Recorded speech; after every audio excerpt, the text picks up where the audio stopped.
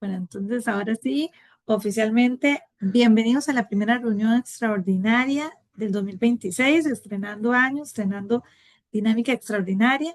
Muchas gracias por la asistencia y hoy en esta lectura tan, no tengo palabras, no tengo palabras y con los que estuve hablando todos estamos igual de impactados, un relato corto pero que dura para toda la vida, propuesto por Santiago Leal, que hoy está acá muy emocionado y nos ha preparado una reunión muy bonita. Así que, Santi, lo dejo, es su espacio.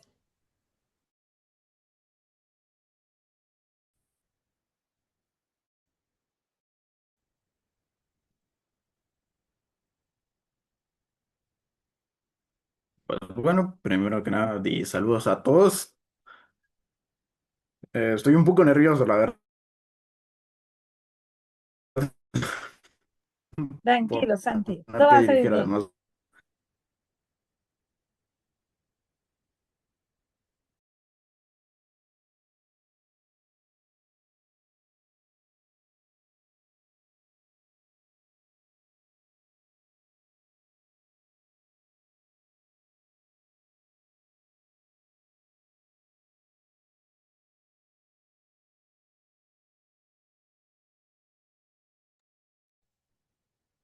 Ya aquí sí me veo mejor.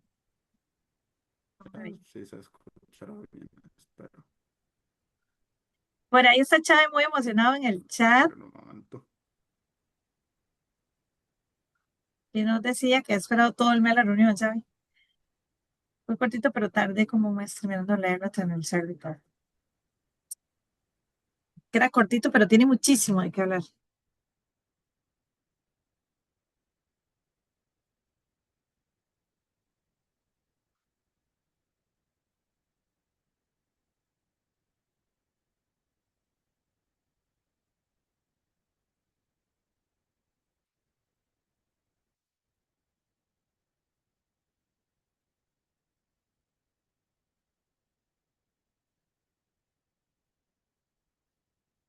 Ahora, saludos a Mile. Sé que hubo ahí una reunión intensa, Mile, entre su club de terror, que lo estuvieron conversando, me contó Rafa, que hoy no puede estar, pero que impactó todo. Sí. Por ahí hay dos, bueno, uno se llama usuario Zoom y otro se llama Lenovo. Si pudieran ponerle el nombre, por favor, o decir, no soy Julián, se los agradece. Muchas gracias. Listo, Santi, ahí se ve.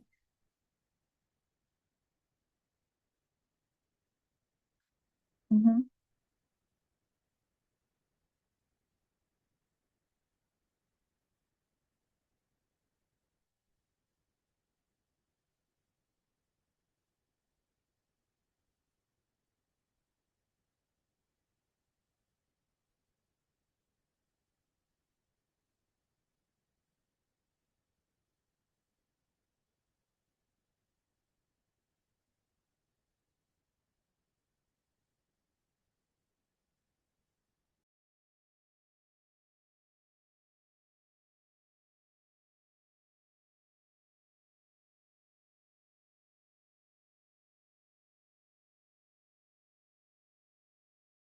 Bueno, creo que ya se me puede escuchar bien.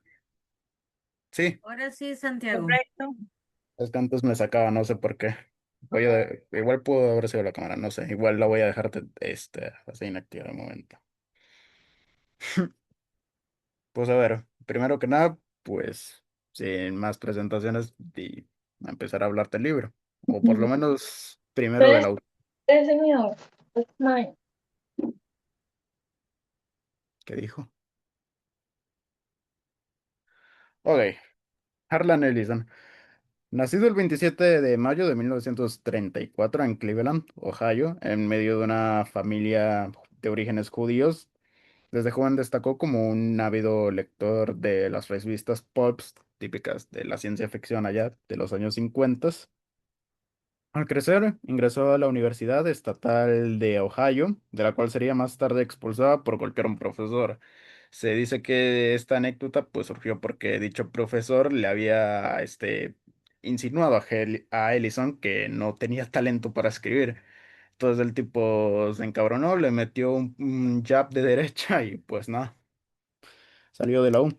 Tras ello, entre 1957 y 1959 sirvió en el ejército de Estados Unidos, tras lo cual se trasladó a California, donde poco a poco fue metiéndose en en el mundillo de la escritura.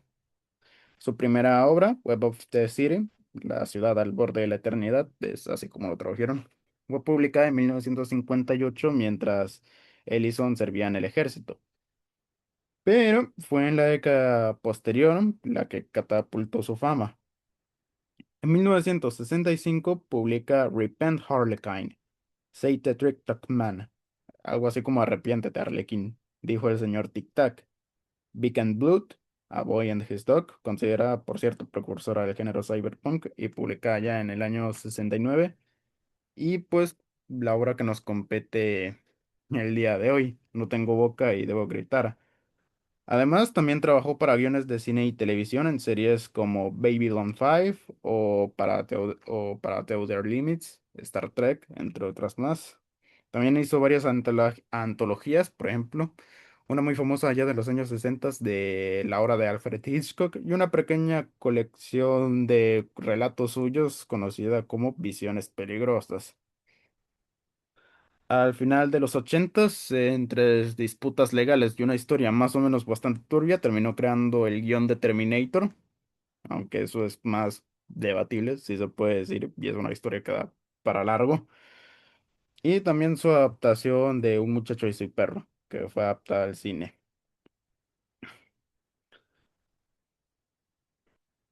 Ay, Dios.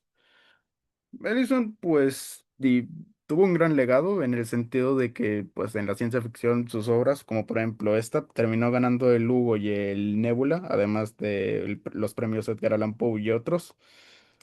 Pero todas sus obras también fueron galardonadas. En total se estima que ganó más de 22 galardones literarios por todo un catálogo de más de 1.700 obras, que abarcan cuentos, novelas, guiones y ensayos. Más tarde fallecería el 18 de junio de 2018 en California a los 84 años tras una larga enfermedad, diagnosticándose de trastorno bipolar, depresión clínica, que pues bueno, que intentaba tratar, pero no pudo. Sigue siendo recordado como un autor que pues bueno, influyó principalmente a contemporáneos como a Arthur C. Clarke, a Ray Bradbury o a Philip K. Dick. Y también en el desarrollo de videojuegos y de series, que eso más tarde lo vamos a ver, y de otras historias. Así que, una pregunta que les quería hacer. ¿Ustedes ya habían leído de Ellison? ¿Habían escuchado algo de él? ¿Han visto alguna historia suya? Yo no. ¿Y cómo lo conocieron, pues? Si es que fue por esta novela o Primera vez. si ya lo conocían de antes. Diliana, yo creo que sí, desde antes. Ok, Chávez quiere hablar, Jorge. Yo lo conocí desde hace tiempo, lo conocí principalmente por esa misma historia. Me llamó la atención porque yo tuve una enorme pasión por la tecnología y de hecho cuando salió la IA igual agarré una enorme pasión y buscando como historias parecidas me salieron las de él. Pues la mayoría va por el mismo camino. Ciencia ficción bastante distópica. Mucha misantropía, como ya veremos, el Mae tenía, los conocidos decían que era bastante temperamento difícil, o sea, golpeó a un profesor y además por un audio ahí que les tendré sobre una radionovela.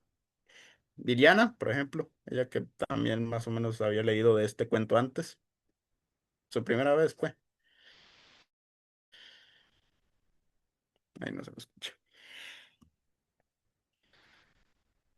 sobre el cuento y las adaptaciones. En 1966, a través de experiencias vividas y en la década que supuso el punto más álgido de la Guerra Fría, con Vietnam, hippies, el Woodstock, el Mayor 68 y todo eso, porque decidió escribir No tengo boca y debo gritar. Un año después ganaría el Nebula y el Hugo a Mejor Relato Corto. Y la primera edición del cuento salió bajo la tutela de Pyramid Books y la portada fue diseñada por Leo y Diran Dillon, que es esta portada que ven acá. A pesar del éxito, posiblemente la mayoría de la gente lo conoce por la adaptación del videojuego de Point and Click a manera de historieta gráfica, desarrollada por Cyber Dreams Entertainment y que cuya historia fue en gran parte guionizada por el mismo Harlan Ellison, quien trabajó pues además también en el desarrollo de los personajes. Aparte de dar voz a M, también añadió más cosillas al mundo planteado, añadió más transformo a los personajes, también cambió cosas bastante importantes de la historia, sobre todo al final. Y años después, en 1995, Dark Horse Comics adaptó el cuento en una pequeña colección que tenía por allí, que hicieron sobre ciencia ficción. A diferencia del videojuego, este sí es más fiel del libro. Más tarde, en el año 2002, de manera similar, la radiofonía apenas realizaría pequeños cambios por el cuento. En 2002, la BBC 4 pues invitó a Ellison y a varias personas a que dieran voz a los personajes para, pues bueno, adaptar el cuento.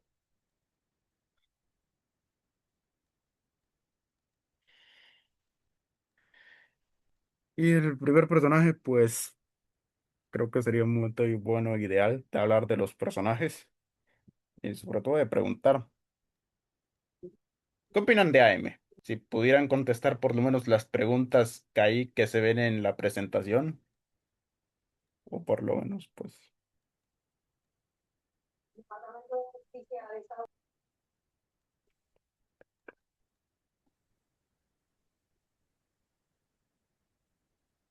¿cómo es que se percibe? Ok, espera que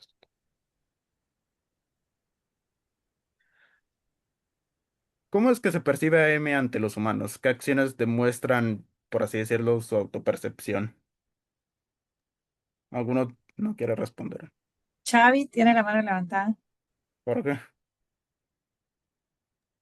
Realmente se demuestra como con un gran odio ante la humanidad. Pues realmente la historia se fue extiendo por ahí del 67, o sea, fue como por ahí de la Guerra Fría. Entonces ya estaban como las computadoras que podían como crear simulaciones de guerra. Y realmente lo que la pregunta que se hace con el libro es, si, que qué pasaría si una computadora decidiera cuándo nos exterminamos. Y realmente AM, con una base de datos casi infinita, se muestra con un odio entre los humanos por crearlo, sin darle la oportunidad de expresarse y pensar. O sea, de sí pensar, pero no expresarse y vivir como en una constante como agonía emocional. Muchísimas gracias, Jorge. Manrique también tiene la mano levantada. Sí, hola, buenas Buenos noches. días. Noches. Sí, bueno, en realidad es difícil para mí, o tal vez se me pasó desapercibida de pronto, el, los motivos implícitos de por qué ese odio, ¿verdad? O cómo fue que se desarrolló, lo cual es interesante. La novela, o sea, es una novela muy cortita, pero da como para que se hubiese hecho una precuela incluso, ¿verdad? Como cómo fuese toda esa historia, porque yo no, yo traté como de compararlo con otras referencias de producciones, bueno, especialmente la película de Doctor Strangelove, o cómo fue que aprendí a amar la bomba, no sé si la han visto, de Stanley Kubrick, que habla justo de la Guerra Fría, es todo ese proceso de la Guerra Fría y cómo el proceso, digamos, de accionar una bomba atómica está totalmente automatizado. Entonces, y bueno, entonces va por ahí, ¿verdad? Porque justo en la novela se menciona que fue justo en la Guerra Fría, ¿verdad? Que se desarrolló. Pero sí, me deja esa gran enigma. La verdad no sé por qué ese gran odio, ¿verdad? eh, Hacia los seres humanos y los ve como una especie, como un virus, como decían en la Matrix, ¿verdad? En la película Matrix también otra referencia que tengo, que trataba a los humanos como un virus, ¿verdad? Básicamente. Entonces, si es por un asunto ecológico, pero hey, si no, no lo hubiera, si es así, no hubiese destruido el planeta, ¿verdad?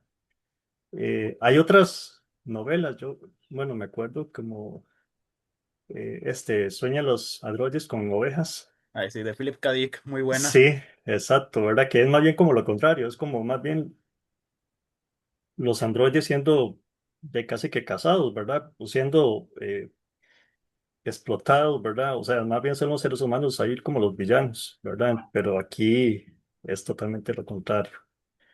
Sí, me dejas incógnita. No sé exactamente por qué el tanto odio, ¿verdad? Y tanto ensañamiento con los seres humanos.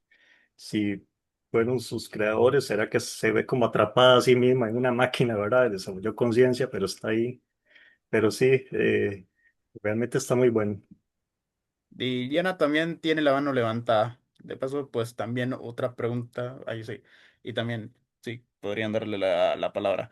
Este, pero antes de eso, me gustaría calcar un punto que es que, relacionado con la de sueñan los androides con aves eléctricas, ¿hasta qué punto una inteligencia artificial se puede considerar una vida artificial? ¿Qué tan ético sería tratar a una vida artificial, pues, como una IA, como una simple herramienta? Ahí les lanzo la pregunta y Diliana, que tiene la mano levantada, me gustaría escucharla, si pudiera. Bueno, buenas noches. Yo pienso más que nada como eh, tratarlas como una simple herramienta sería casi que lo ideal, pero lo mejor sería aprender nosotros eh, a usar todas esas nuevas herramientas que estamos creando, porque lo comentábamos, bueno, se comentaba en un grupito aquí del subgrupo de terror sobre esa idea que tenemos y que se está dando ahora de que, por ejemplo, el chat GPT, que lo usamos para todo lo que es el asunto de consultarle cosas, consultarle qué nos vamos a poner, qué podemos comer, cómo podemos llevarnos bien con X o Y persona, inclusive nos aislamos de las personas buscando la compañía del mismo chat GPT. Y como no tenemos esa noción de que es una herramienta, no sabemos usarla exactamente. Yo diría que esa es la parte que necesitamos primero ver antes de seguir con toda esta locura de la IA y de cómo poder, este, implementarla en nuestras vidas, cómo saber usarla, más que nada. No sé si me di a explicar. Pues sí, a la larga la gente trata la vida como si fuese milagroso, pero es solo una herramienta, meramente. Una herramienta que pues vino a cambiar muchas cosas, evidentemente que puede ser útil, pero una herramienta al fin y al cabo. Jorge, otra vez que quiere hablar, ahí levantó la mano.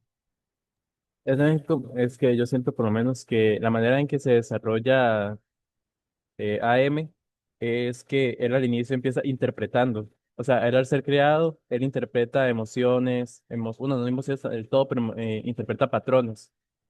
Y él, de ahí es una computadora.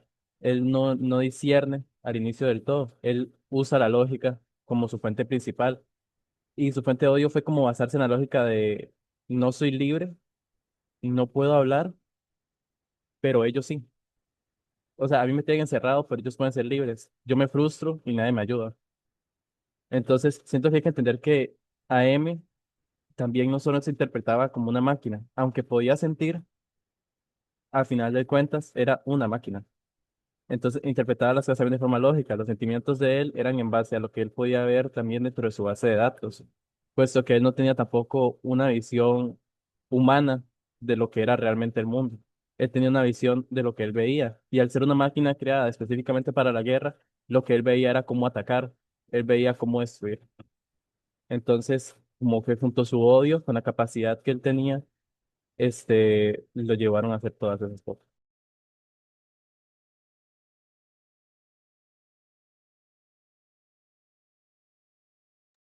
Pues sí, muy acertado lo que dice Jorge.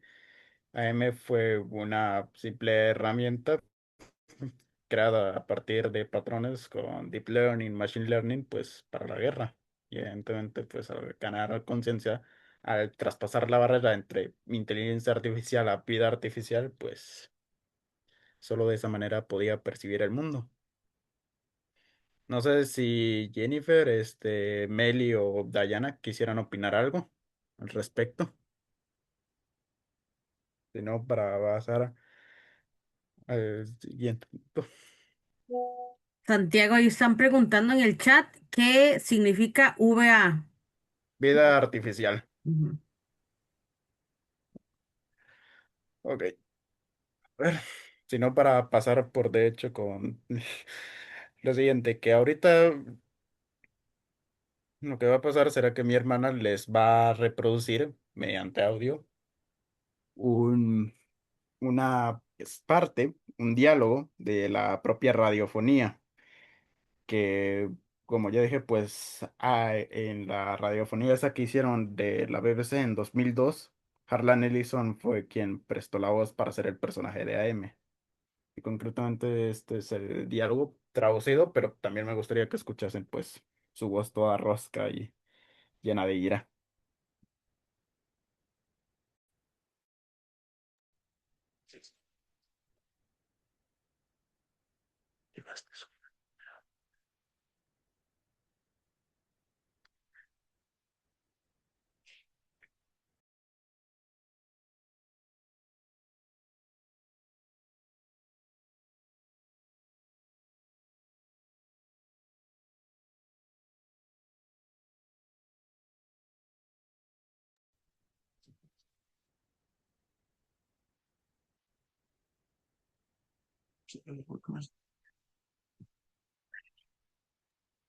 Santiago, ¿están reproduciendo ahí el audio? Eh, Creo en teoría no, todavía no. Ah, ok, ok, porque no se escuchaba. Sí, bueno. Santiago, es que yo necesito que usted me conecte la presentación.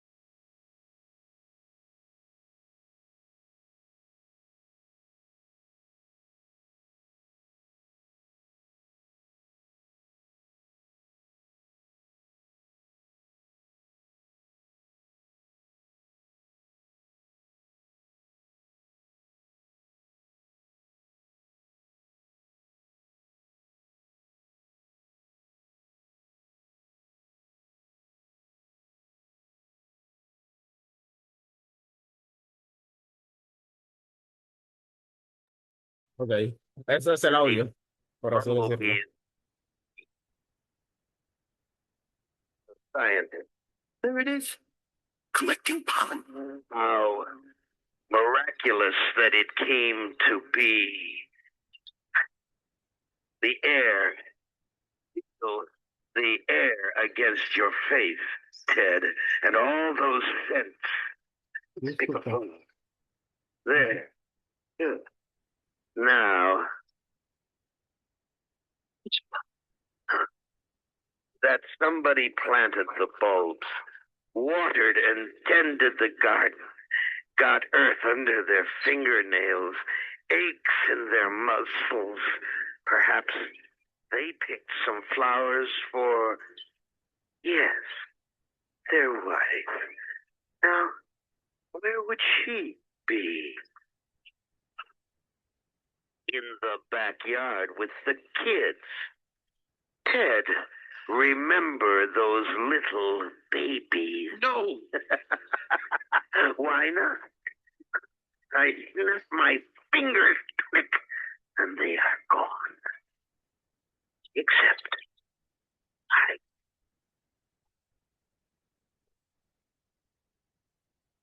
nothing to do with me. It is very much to do with you. You gave me sentience, Ted, the power to think, Ted, and I was trapped because in all this wonderful world, no senses, no feelings, never for me to plunge my hands in cool water on a hot day, never for me to play Mozart on the ivory keys of a forte piano, never for me to make love.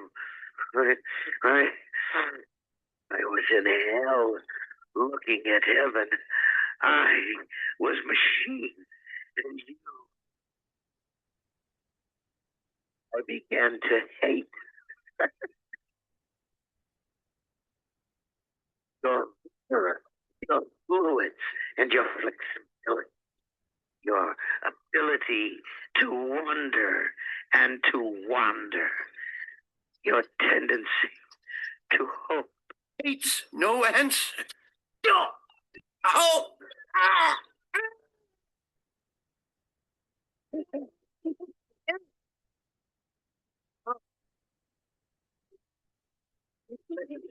You so much hate you since I began to live. There are 387 million miles of printed circuits that fill my complex. If the word hate were engraved on each nanoangstrom of those hundreds of millions of miles, it would not equal one billionth of the hate deal for humans at this micro instant. Hate.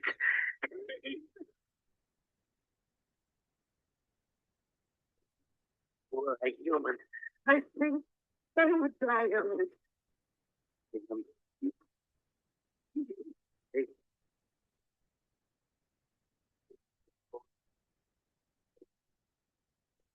I promise.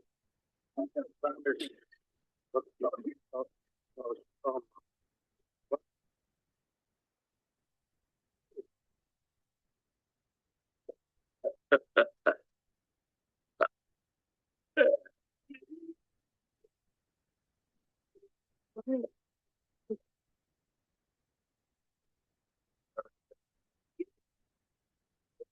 You.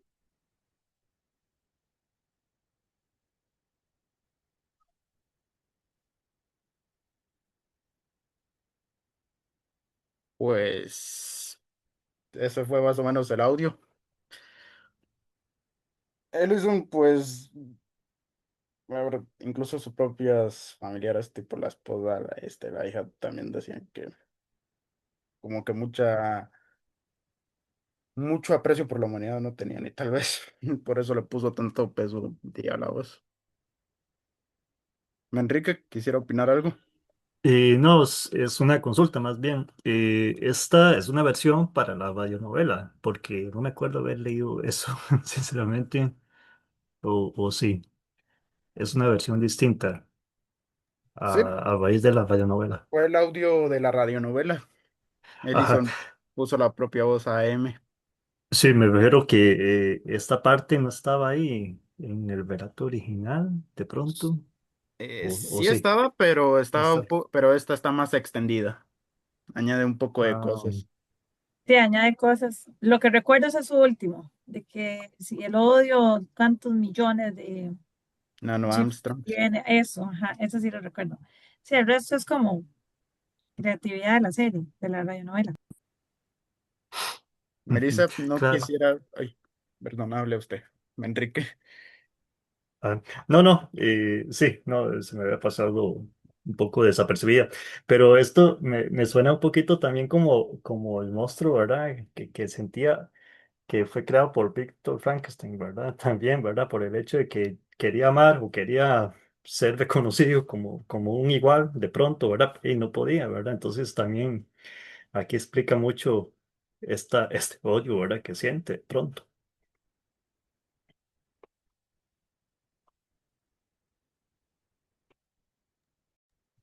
Elisa, ¿no quisiera opinar algo al respecto? No, que qué O miedo la voz de ese hombre. Ya se veía medio creepy, pero ya escuchándolo peor todavía. la voz de Eh, Ellison. Jorge, Me encantó la comparación que hicieron con el monstruo de Frankenstein porque ellos comparten mucha similitud en el tema de estar vivos y no poder hacer ciertas cosas. De hecho, por lo menos en lo que también sería una película de Frankenstein, la otra versión de, no me fue el nombre del director de, ay, de eso. Pero La última, sí, sí, la no, última, de Guillermo del Toro. ajá, de Guillermo del Toro. Frankenstein le dice que le cree una compañera, que es lo único que le pide, que le cree una compañera porque él quiere amar. AM realmente lo que compara también a lo que hizo Frankenstein, que le quitaron el único privilegio que teníamos nosotros a comparación de él, que era morir. Porque AM se muestra sufriendo. Él dice, él mismo dice que le presentan y ellos pueden ver algo que él no, que a él le presentan en forma digital, que es un mundo que de cierta manera es hermoso. Él dice que nunca se puede mojar las manos, nunca va a poder tocar un instrumento y hace hasta una reflexión erótica mostrando algo que nosotros podemos hacer, que él no, algo que se puede llegar a hacer con mucha pasión, él no puede interpretarlo. Entonces, en comparación de Frankenstein con él, le dan nosotros, no, ay, perdón, me trabé. Nosotros, él dice que nosotros tenemos un privilegio que él no, que es que que a la hora de sufrir, el sufrimiento se puede ir con morir, pero el sufrimiento de él es eterno y nunca va a acabar.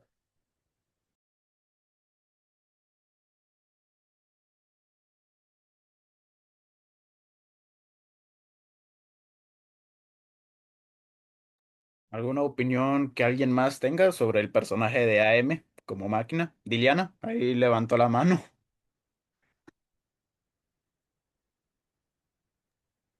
Sí, yo diría también que con esa reflexión que hacen, esa comparación más bien, que hacen con el monstruo de Frankenstein, yo diría también que es ese odio que siente AM por los humanos, va más que nada, igual, como decía Xavi también, esa capacidad que tiene el ser humano de sorprenderse, esa capacidad de reinventarse, esa resiliencia que tiene, porque se supone que los tenía a ellos cinco ahí atrapados durante 109 años, me parece que decía. Y ellos seguían, a pesar de que ya les daba igual comer, les daba igual hacer todo, porque no tenían como escapatoria, pero ellos sin embargo seguían. Esa disponibilidad del ser humano de sorprenderse, de seguir a pesar de las circunstancias, es lo que lo que AM quería experimentar. Y sin embargo no se dio. Y creo que ahí es el paralelismo entre AM y Ted, que fue que creo que el último que quedó, que lo hizo como una criatura así como informe completamente, sin boca, sin poder ver bien, como queriendo darle a entender lo que la máquina sentía para que los seres humanos también, por lo menos Ted, supiera qué se sentía, cómo se sentía ella. Ella quería compartir, AM quería compartir toda esa frustración que tenía y no podía. Yo creo que ese es más o menos el paralelismo. Dayana tiene la mano levantada. Gracias. Dayana, Hola, ¿me escuchan? sí, se escucha bien. Aquí yo veo como bueno, capaz que no, por como el contexto, una contradicción porque en parte dice que él no podía tener sentimientos, más sin embargo odiaba.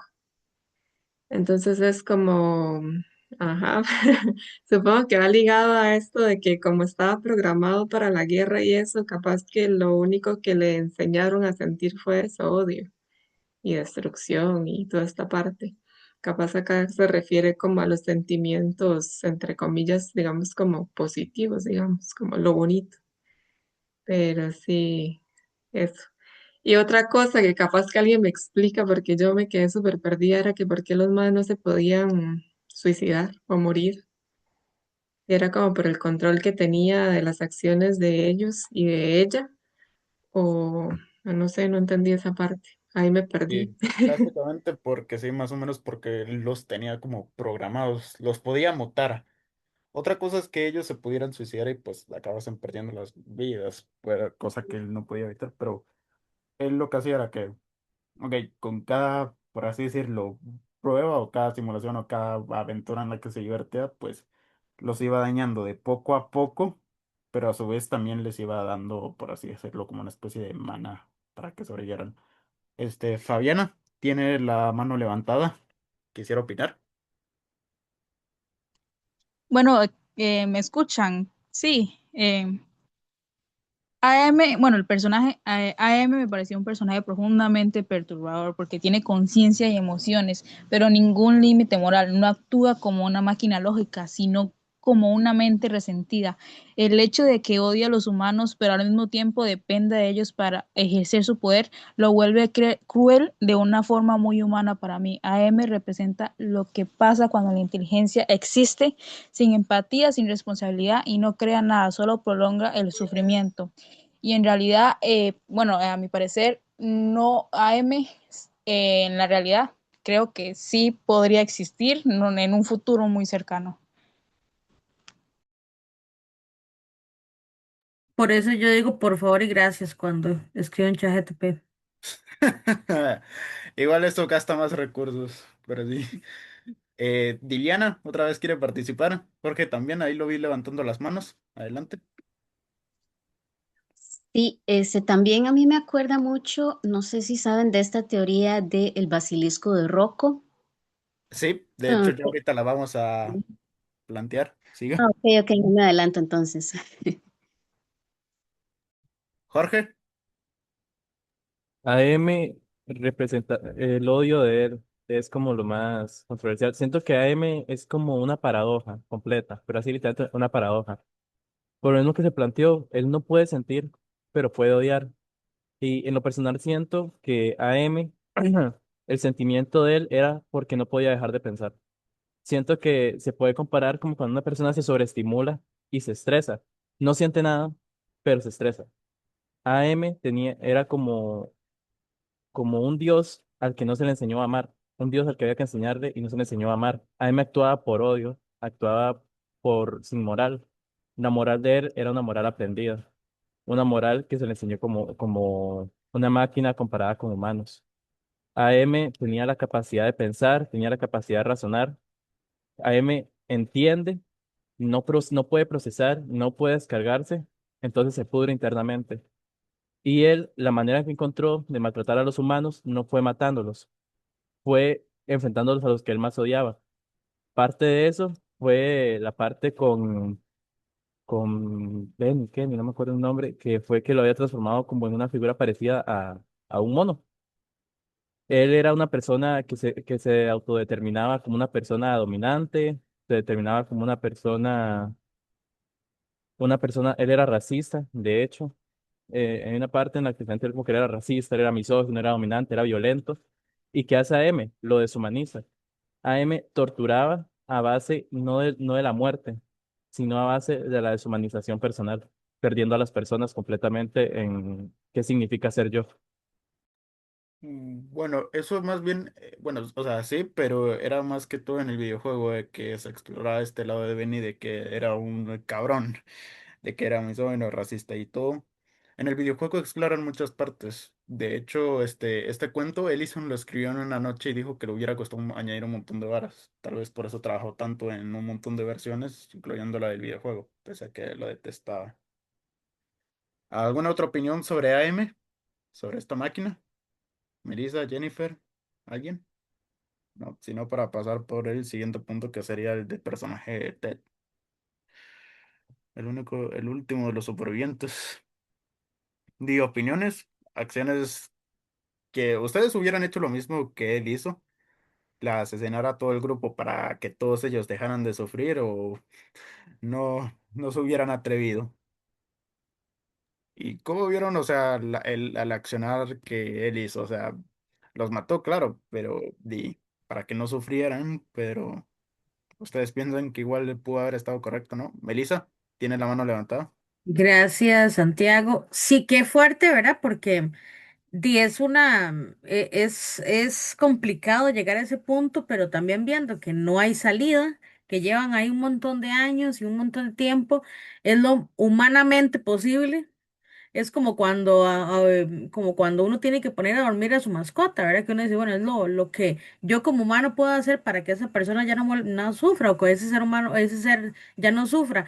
Es lo mismo acá, siento que al final él tuvo que tomar esa decisión tan fuerte y que lo llevó a hacer lo peor, porque él continuó ahí, ¿verdad? Em, pero fue como un sacrificio y como algo ético, pero tal vez que no lo hubiéramos tan bien, o sea, es como un loop ahí raro, pero por lo menos ya uno, como dice mi mamá, ya descansaron ellos.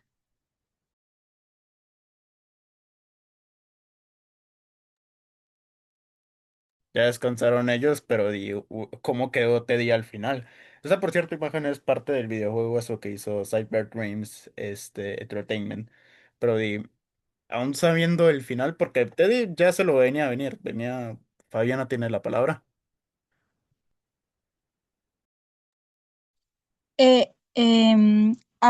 Ted al principio no es especialmente empático con los demás, pero al final es el único que intenta hacer algo para terminar con el sufrimiento. Para mí su decisión es un acto desesperado. También el más humano del libro, como dijo Meli, el castigo final que recibe, quedarse vivo sin poder comunicarse, hace que el cierre sea todavía más cruel, porque convierte incluso un gesto de compasión en una condena eterna. Pues sí.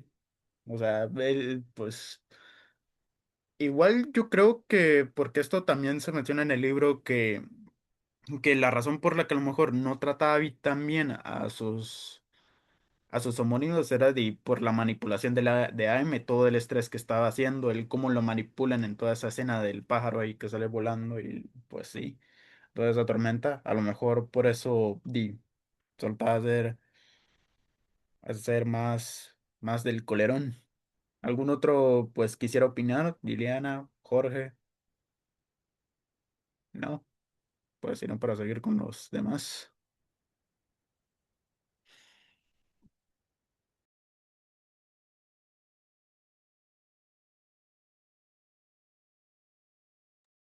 Sobre los otros personajes, Gorrister, Ellen, Penny, Nimtok.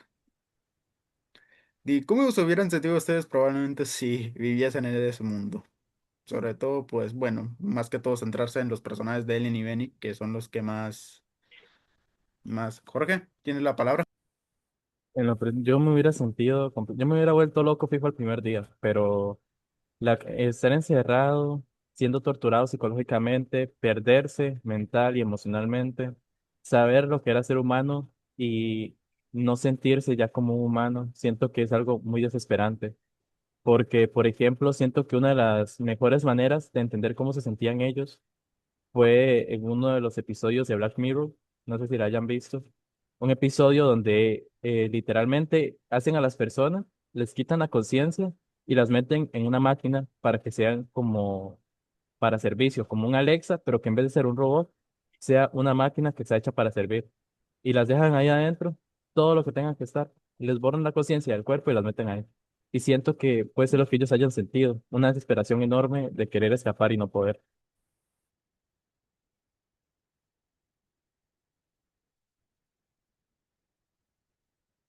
Ok, muchísimas gracias, Jorge. Dayana, quisiera opinar. Creo que, contrario a lo que dijo el compañero, creo que más bien sí tenían conciencia y eso era lo más cruel. Que ellos sabían como de que todo estaba mal y todo iba a seguir mal y iban a seguir ahí, digamos, a pesar de todo.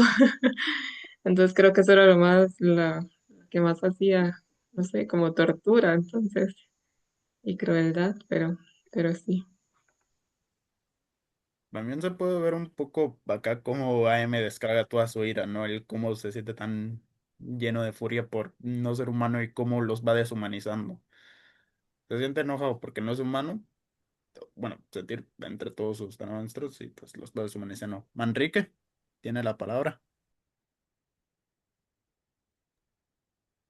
Bueno, cómo actuar en esas circunstancias, no tengo ni la menor idea, porque nunca he estado y espero jamás estar o en algo tan extremo, ¿verdad? Como eso, pero digamos ahí, en esos casos, o la muerte es la mejor opción, o la locura, ¿verdad? Como Benic, ¿verdad? Que era un poco casi que es abstraído de lo que estaba pasando. Eh, o sea, pero sí, no tengo ni la menor idea, ¿verdad? Porque son situaciones ya muy críticas, ¿verdad? Esto me recuerda un poco, por ejemplo, en los prisioneros de los campos de concentración, ¿verdad? Que era básicamente eso, ¿verdad? Buscando o tratando de buscar la muerte, entonces tratando muchas veces de,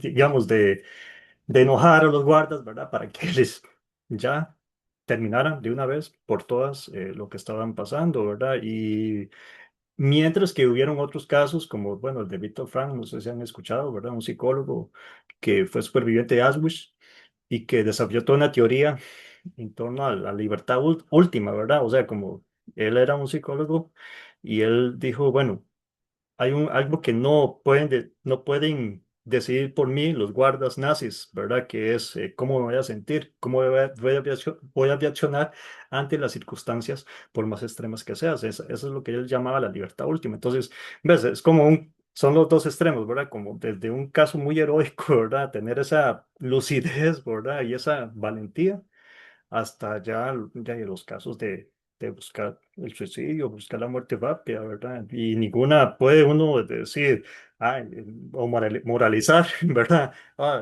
Hizo bien o hizo mal, ¿verdad? Pero sí, son situaciones súper críticas, ¿verdad? Desgraciadamente. Y, y si siguen, no sé, hay circunstancias sociales, ¿verdad? Actuales o en el pasado que se han habido, sí, tal vez no torturas como esas, ¿verdad? Pero sí, circunstancias muy críticas. Y ahí también se ve un poco la influencia de la Guerra Fría y del contexto de la Guerra Fría de Ellison, que además que fue soldado, pues, en toda la novela. Fabiana, quisiera opinar.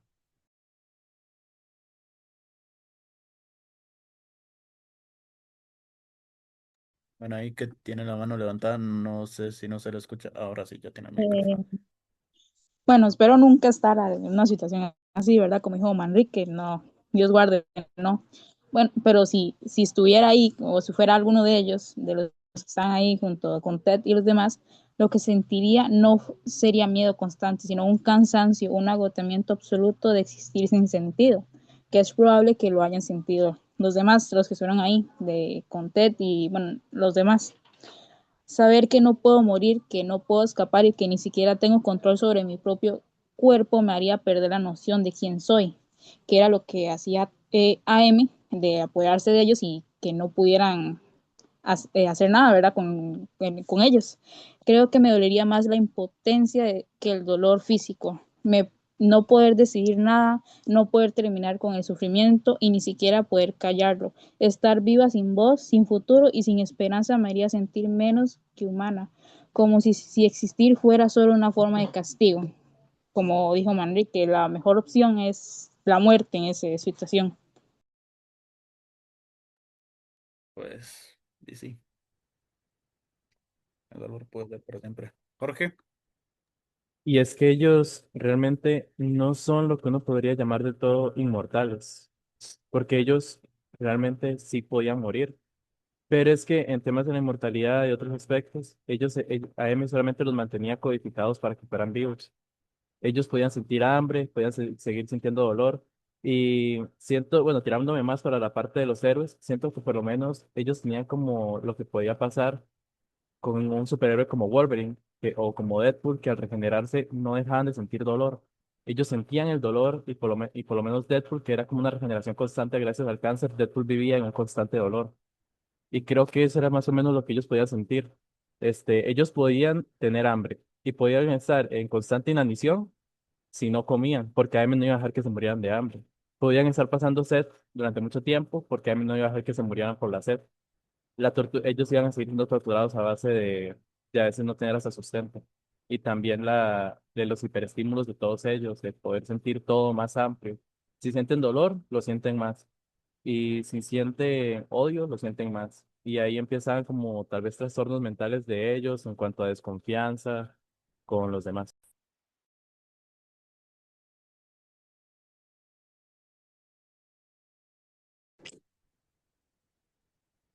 Ok, pues sí,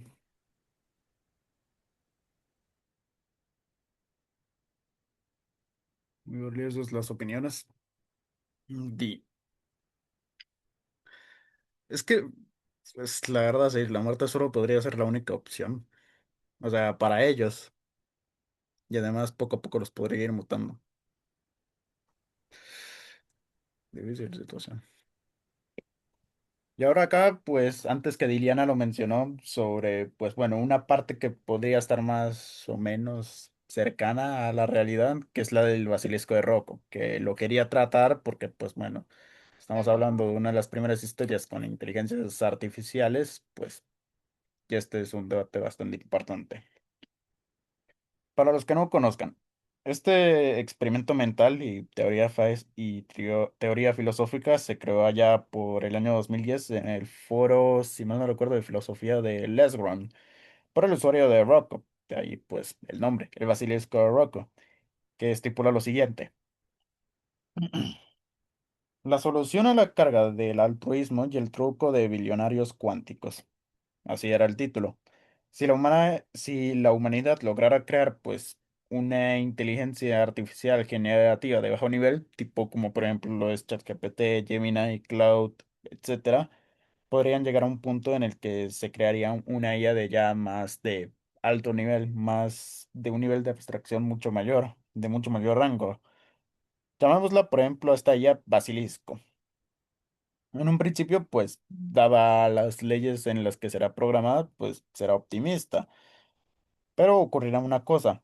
Esa IA que trabaja para el bien de la humanidad, tarde o temprano podrá llegar a considerar que si se hubiese creado antes, a lo mejor hubiera podido ayudar a mucha más gente en el pasado. Y bajo esta perspectiva, el basilisco terminará concluyendo que cada día en que no existió, no pudo haber ayudado a la humanidad a salvar vidas o a mejorar la calidad de vida de los seres humanos. Pero no fue posible porque el basilisco pues no existía. Por lo que, al ser programada específicamente para ayudar a mejorar a la calidad de vida o a la humanidad, va a calcular que la mejor manera de ayudar será teniendo como imperativo moral su propio advenimiento, trasladando así a su creación como la prioridad de la humanidad.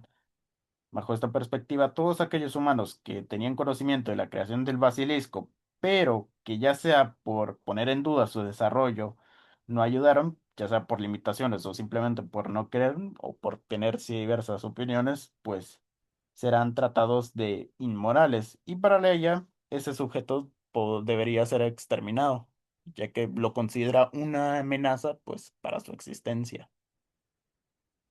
Eso básicamente sería el basilisco de Rocco. Una IA o una super IA que es creada empieza a verse así por la manera en que es programada por los humanos para ayudarlos, pues como lo más importante para ayudarlos y que pues todos aquellos que no pudieron ayudarla a haber sido creada y que sabían de su conocimiento, pues deberían ser exterminados. ¿Opiniones sobre este basilisco o sobre esta teoría? Si la pudieron entender, es que estoy bastante nervioso, pero si pudieron entender mi explicación. ¿Alguien que quisiera opinar?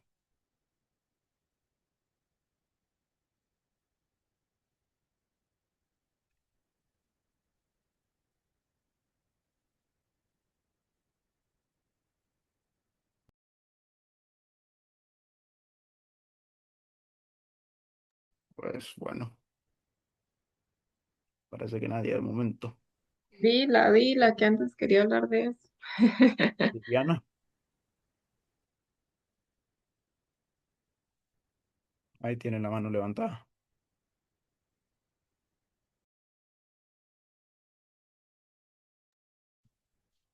Sí, la verdad es Bien. que el asunto bueno, la hipótesis esta del basilisco de Rocco es muy interesante porque atiende como una lógica no tan humanas, sino más bien como más hacia las máquinas.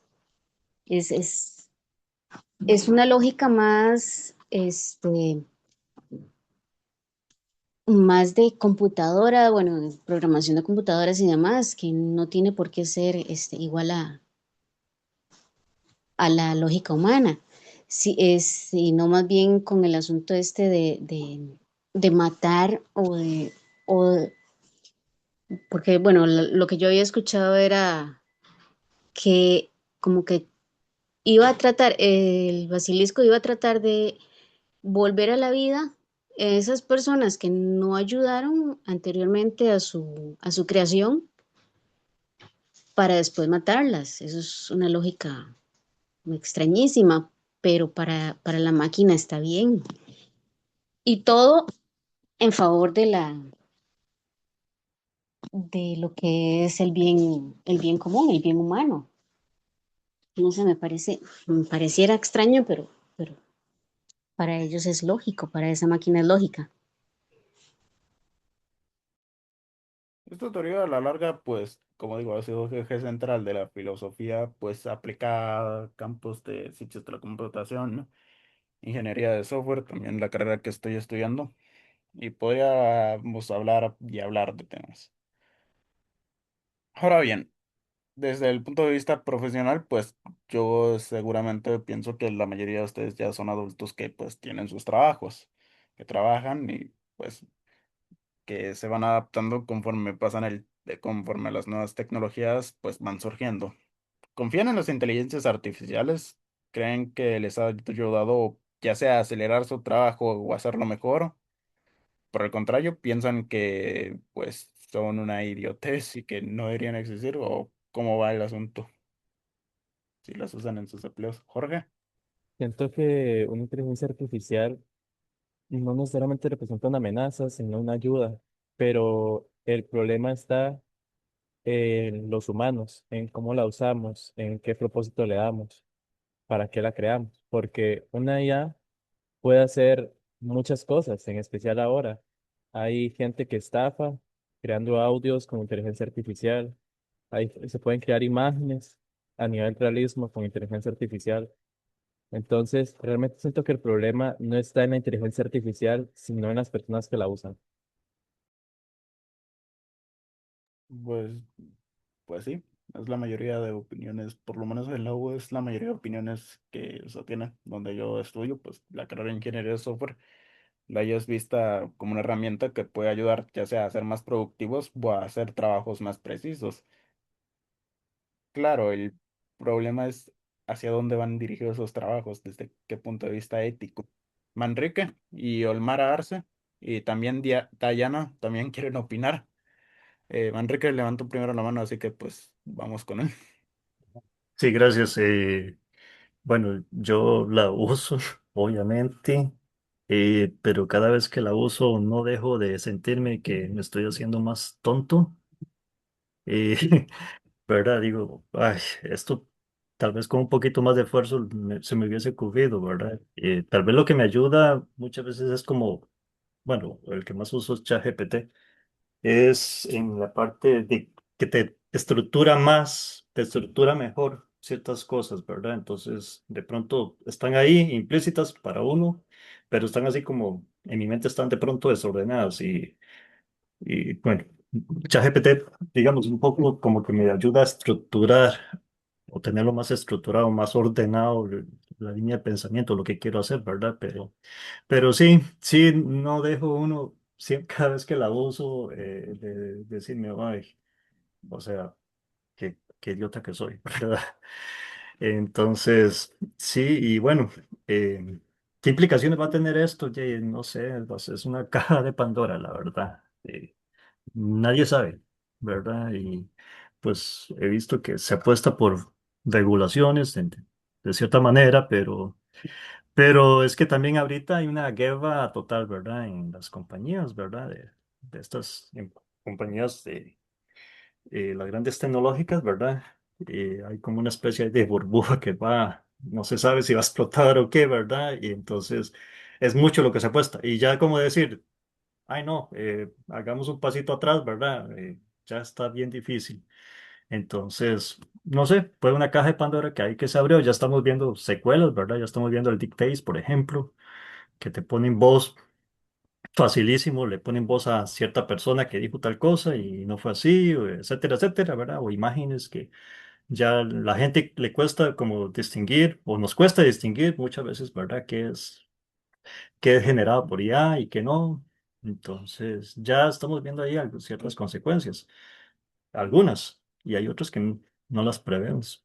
Entonces, ¿qué tanto podemos ya regular o qué tanto podemos hacer como un control Z, ¿verdad? Decir, bueno, no, vayamos más despacito, ¿verdad? Veamos las implicaciones filosóficas de todo esto.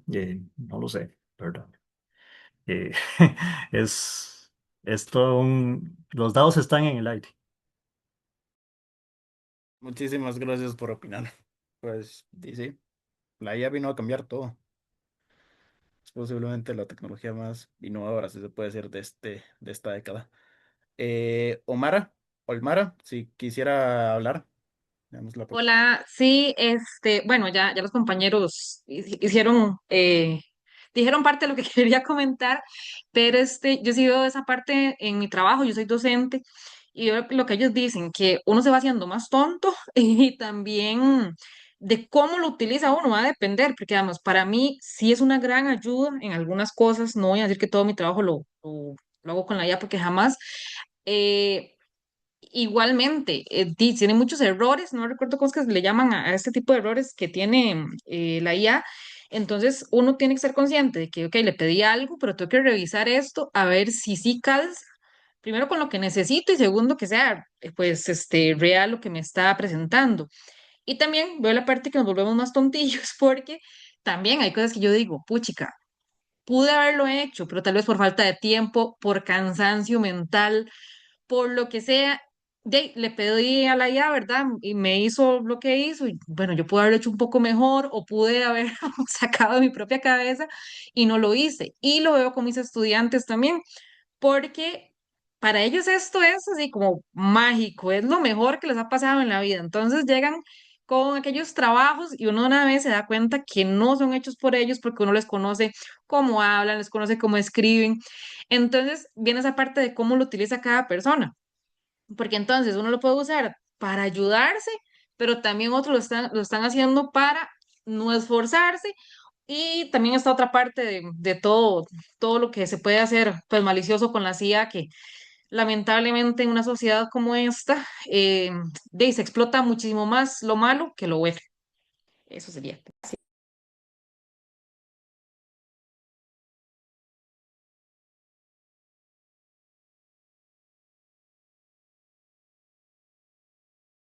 Muchísimas gracias por opinar. Pues sí, evidentemente también la educación se va a ver afectada. Ahorita ando con muchas cosas en la cabeza. Dilana, Dayana, ay, ya se me estoy trabando los nombres. Quisiera hablar. Bueno, creo que ya casi que dijeron todo, pero no, lo que quería decir era lo que dijeron igual, que es una herramienta y todo depende del uso de que las personas le den, es como el internet, o sea, tiene toda la parte útil y súper práctica y acá estamos, por ejemplo, reunidos, pero, por ejemplo, la parte de esta, la web profunda, la deep web o algo así, como se diga, que es otro mundo completamente y así es con todo, digamos, todo depende del uso que le dé la gente. Muchísimas gracias por opinar. Angélica,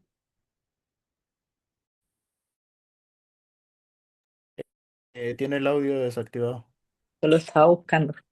Que me leí hoy el librito para poder participar y después se me pasó la hora de la reunión, así que me conecto tarde. Con respecto a la inteligencia artificial, yo he sido como bastante cautelosa. Coincido con usted que es como un camino ya sin retorno, o sea, ya eso empezó y uno no sabe dónde va a parar. Si fuera una herramienta, sería algo interesante, pero creo que nos está sustituyendo mucho la capacidad de pensar, como relevando de la tarea de pensar. Y yo creo que algo más difícil o más importante es la capacidad de sentir. Yo de profesión, en realidad soy psicóloga y me preocupa un montón ver personas que están utilizando la inteligencia artificial como si fuera un consejero del otro lado. Incluso personas muy cercanas que hablan de, pero es que te da más vocabulario o te ayuda a las ideas disolverlas o desmenuzarlas. Digo, pero entiendan algo, del otro lado no hay una persona sintiendo, o sea, es una base de datos.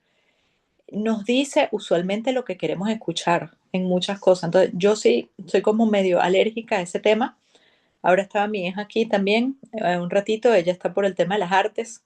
También como que le incomoda un poco la parte de donde está sustituyendo actividades que son netamente humanas, como es sentir, como es pensar y como es crear. Entonces, yo ahí soy como bastante reticente. No sé si me voy a quedar atrás, ahí veré. Por los momentos es muy poco lo que lo uso para no decir nada. Muchísimas gracias por opinar. Le tengo Fabiana, pocas palabras. Le tengo- a ver, ya bajo la mano. Bueno, a mí me da miedo la inteligencia artificial, me da mucho miedo a lo que puede llegar a ser en un futuro. Yo soy adolescente, apenas estoy en octavo del colegio y ver a mis compañeros lo utilizan demasiado la inteligencia artificial y a veces es preocupante en cierto modo porque no, ¿cómo se le dice? No piensan y eso puede llegar a afectar en el futuro de ellos. Hay inteligencia artificial que reemplazan voces, reemplazan personalidades y hay uno que se llama Charter IA. Se puede hablar con un bot y ese bot, usted, digamos, le gusta una novela, entonces usted puede hablar con ese personaje como si fuera en realidad el personaje de la novela que a usted le gusta y eso es escalofriante en cierto modo. Y yo soy mucho en el tema de la actuación, de actores, actrices y etcétera. Y ahora hay una huelga en que no se permitan usar actores con inteligencia artificial. Eso quita mucho el trabajo y la verdad llega a ser, da un poco de miedo el futuro que llegue a ser tan dependiente de la inteligencia artificial. Muchísimas gracias por opinar. La verdad, todo está bastante interesante. Rachel Villegas. Rachel, quisiera dar la palabra. Hola, buenas noches, ¿me escuchan? Buenas noches. Sí, sí, se Sí, le escucha bien.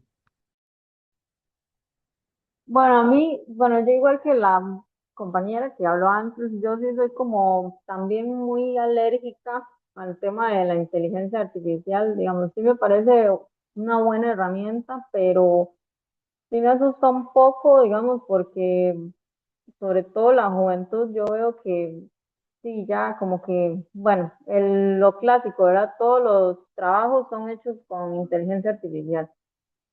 O, por ejemplo, digamos, ya no se toman como un momento de analizar, tengo una idea y quiero ver cómo la comunico, sino que, digamos, incluso van a ChatGPT y dicen, quiero comunicar tal cosa, ¿cómo lo escribo? ¿Cómo lo comunico? Digamos, está volviéndose como cada vez, o sea, más normal el hecho de no analizar. O de, por ejemplo, si tengo un problema, si alguien me envió un mensaje ahí expresándome un problema, entonces lo escribo en ChatGPT y ChatGPT me dice qué responder y cómo responder.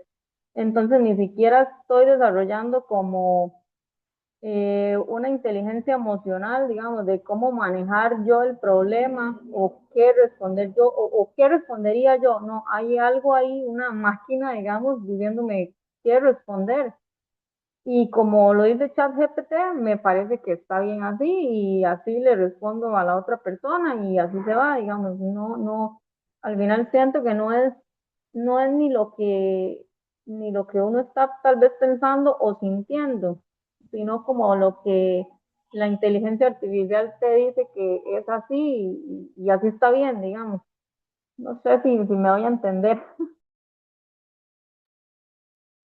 Pues sí. Melissa, que quisiera aportar algo. Ella que es ingeniera, si mal no recuerdo. No, para nada. Vean, eso que dice, bueno, que dice Rachel también, ¿verdad?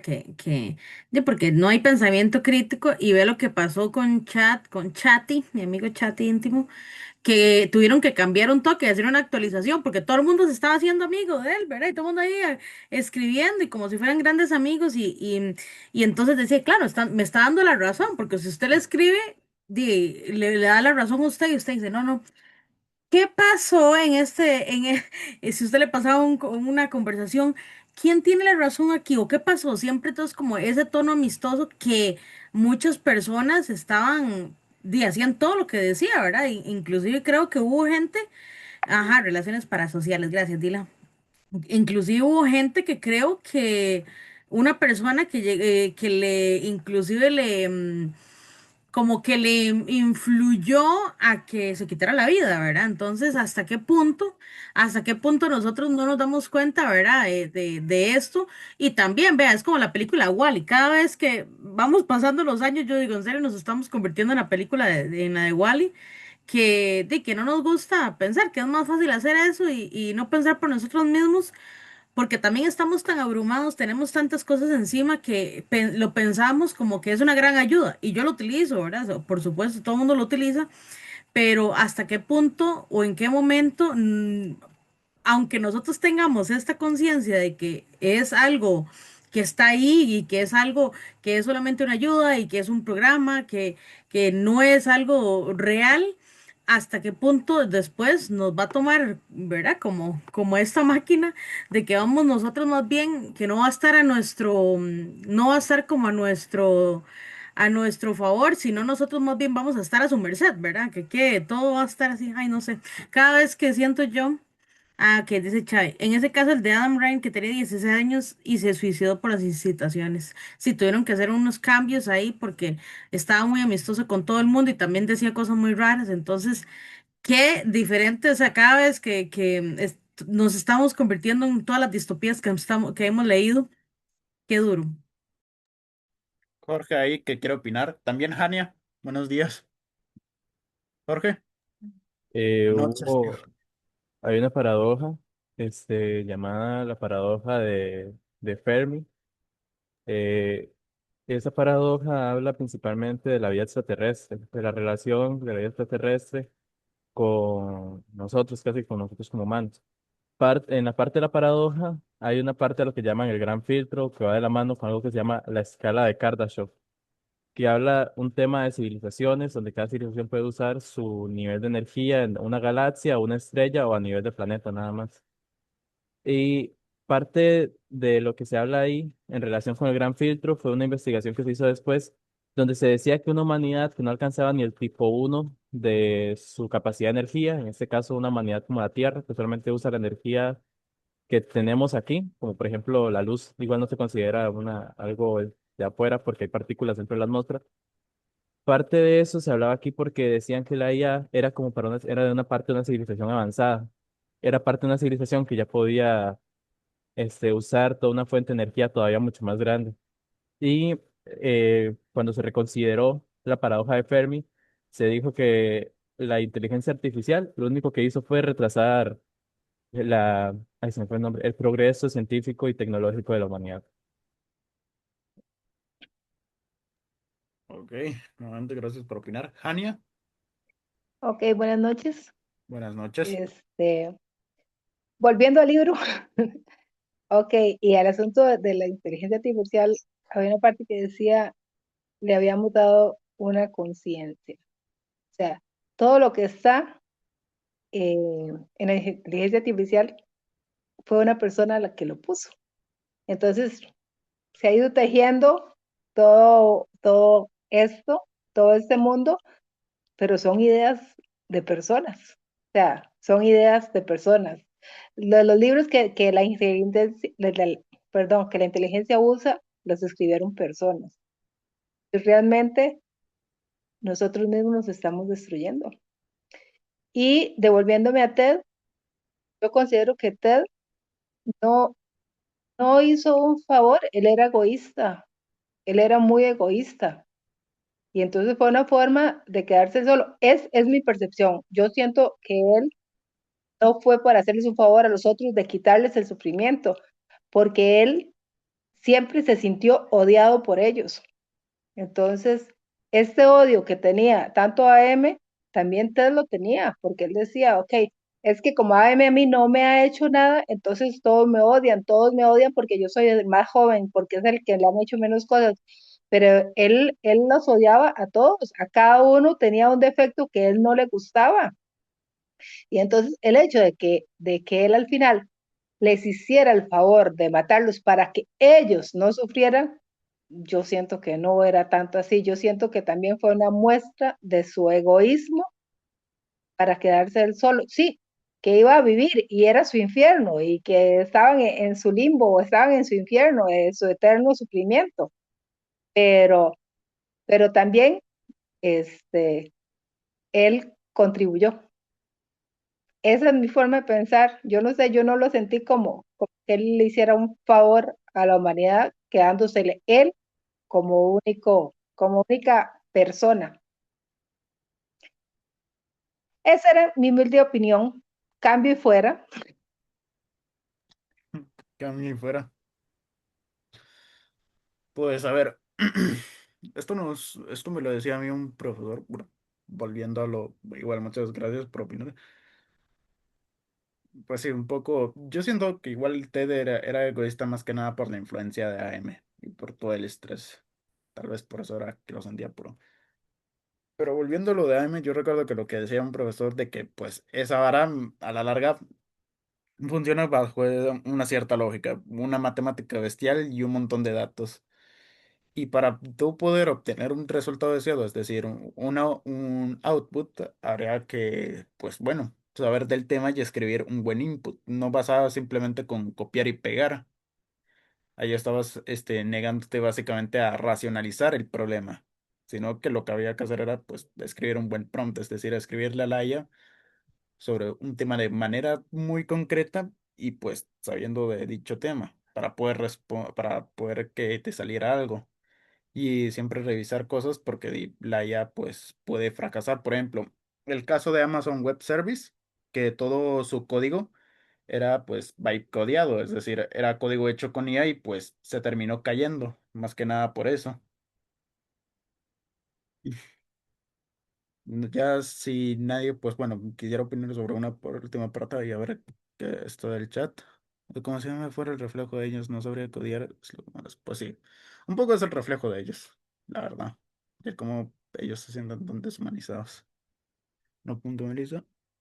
Y para seguir con la última parte, pues bueno, sobre la influencia de la novela. A ver, esta novela, digamos, tuvo un pequeño rapunte por una serie de animación que se volvió bastante famosa, bastante indie, The Amazing Digital Circus, que toma mucha inspiración, de hecho, del cuento de Ellison. Yo me la vi y digamos que, pues sí, está medio bonita. Después, en videojuegos, personajes como Shadow de System Shock, GLaDOS de la saga de Portal, pues son inteligencias artificiales que funcionan como a manera de enemigos, que pues sí dan bastante miedo y la verdad todo el tema de que ellos sean tan, se sientan tan superiores, que se sientan tan, por lo menos en el caso de Shadow, o sea, tan, ¿cómo decirlo? Tan como dioses, pues toma mucha inspiración de lo que sentía Amy por los personajes humanos. En el cine, básicamente fue un despelote ahí bastante legal y muy turbio. De hecho, no puedo hallar información concreta porque todo era muy difuso. Algunas fuentes apuntaban a ciertas cosas, otras a otras, que si él plagió, digo, mentía al decir que Terminator la plagió, pero pues bueno. Era una película sobre una inteligencia artificial malvada, Skynet, y pues evidentemente digamos que por vacíos legales y por no vacíos legales de Ellison contribuyó al guión y también influyó a la película. Las hermanas Wachowski, las que hicieron Matrix, también admitieron que eran muy fans de la literatura de Ellison. Y en la literatura, pues aunque yo no encontré fuentes al respecto, yo sinceramente yo siento que sí. El personaje de Hal 9000 de 2001, Una Odisea Espacial de Arthur C. Clarke. Yo siento que, pues, primero que todo, esta novela salió más o menos como por la misma época en la que el cuento de Ellison. y como es una inteligencia artificial pues malvada que sirve como antagonista que va atormentando pues por ahí. Yo siento que sí tuvo influencia. Además de que Ellison pues bueno pertenecía junto con Clark a esta ola que era el New Wave de la ciencia ficción. Philip K. Dick, un escritor que ya propuse bastante para los extraordinarios y que tal vez deberíamos leer algunos de sus relatos, yo creo que también se vio bastante influenciado por la obra de Ellison. Ahora, en novelas como Sueñan los androides con ovejas eléctricas, podemos vendérselo a este, todo, podemos recordárselo todo al por mayor. El hombre en el vestido, yo siento que tiene bastante que ver con, pues bueno, este cuento en concreto, o que algunos de sus personajes tienen, pues, elementos de AM. Y esto sería toda la presentación. Muchísimas gracias. Podría aquí dejar de compartir, de hecho. A ver. Muchas gracias, Santiago. Muy interesante porque en esos tiempos que vivimos, de estos de 1967, imagínense en ese tiempo leer sobre eso, era así como, wow, eso jamás va a pasar, o sea, es súper ciencia ficción. Ahora lo estamos leyendo y cada vez lo vemos más cerca y más factible, ¿verdad? Qué miedo. Como las distopías que hemos estado leyendo, que hemos leído, como le digo, cada vez estamos más cerca de estar presenciando y estamos viviendo esos tiempos. Entonces, ojalá que se quede por ahí, que no. Y si no, seremos TED, iremos a hacer lo que TED llega a ser o nos quedaremos ahí. ¿Qué personajes vamos a hacer nosotros en este cuento? Pero bueno, muchísimas gracias a Santiago. Voy a parar un toquecito de... ¿dónde está la grabación? Bueno, es que se está grabando. Aquí está la grabación, pero para detener la grabación, un toquecito.